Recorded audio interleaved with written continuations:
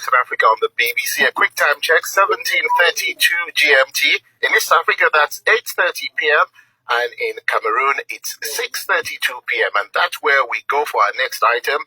President Paul Biya has called for a national dialogue over the crisis in the Anglophone regions. He said this in a rare televised address to the nation last night. Prior to the effective holding of the dialogue, the Prime Minister, head of government, will carry out broad-based consultations to solicit a wide range of views that will serve as a source of inspiration for the conduct of deliberations. In the coming days, delegations will also be dispatched to meet the diaspora to enable them to make their contribution to discussions on the resolution of the crisis.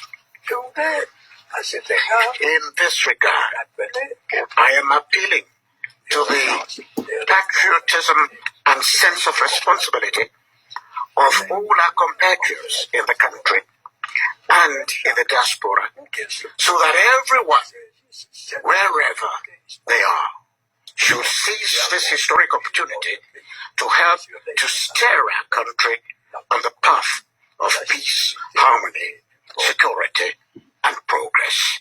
President Paul Biya's address to the nation in translation there. And on the streets of the capital, Yaoundé, as well as Bamenda in the affected Anglophone regions, we got these reactions. He said there's nothing like Anglophone marginalization in Cameroon. That is a big lie. He, as president, has been addressing this nation, Cameroon, for the past 37 years. He has never addressed this nation in English. This is pure marginalization. I was not happy because we were expecting that he should call for inclusive dialogue, but he did not call for the inclusive dialogue. The only thing that is of capital interest is the dialogue he has called. But that has a lot of shortcomings. He was supposed to grant general amnesty for all of those political personnel who have left the country, release all political prisoners, notably the Ambazonian leaders. He would not have gone to the length where he had to sentence them life imprisonment for calling dialogue. We're in a lockdown for the past 2 years, and this is for the past 2 weeks. And this is the third week, and Mr. President is just playing about with this issue. People are dying on daily basis.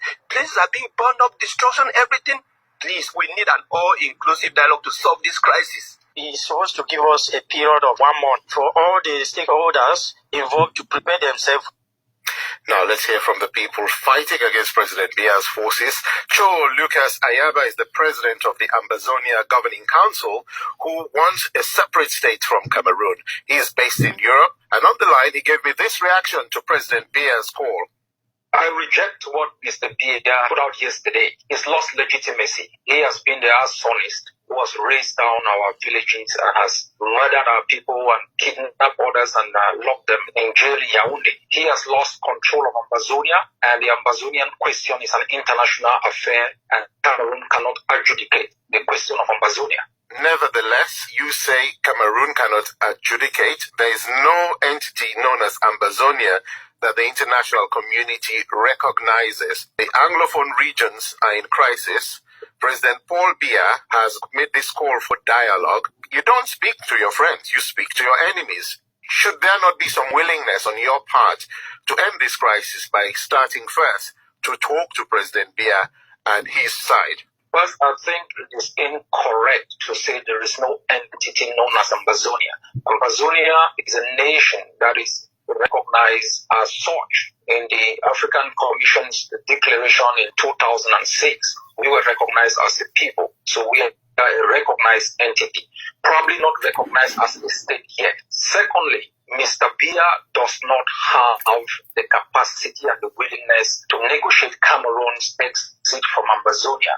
If you followed his speech yesterday, he actually declared a second war on the Ambazonian people and declared also that he hasn't got partners to discuss with. In the same speech, he announced a national dialogue, a kind of a repetition of what we have observed in the last 35 years. Mr. Biya talks to himself. He doesn't talk to those he's supposed to speak to. At this stage, the international community, a credible, neutral body has to be put in place at the level of the international system.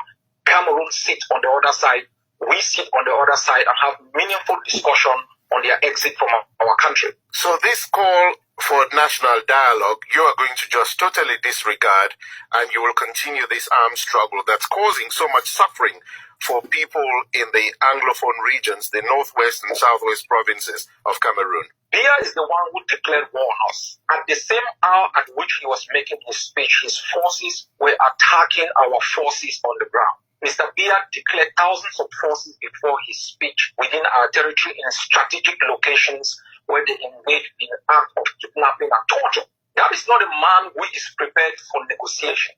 That is not a man who is prepared for peace. Mr. Biya is prepared for war. And we have observed this for more than 57 years.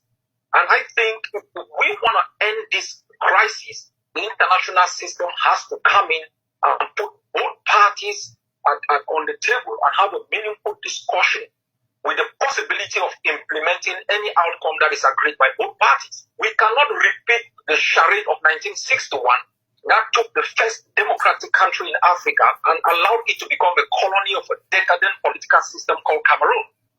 Cho Lucas Ayaba, the president of the Ambazonia Governing Council.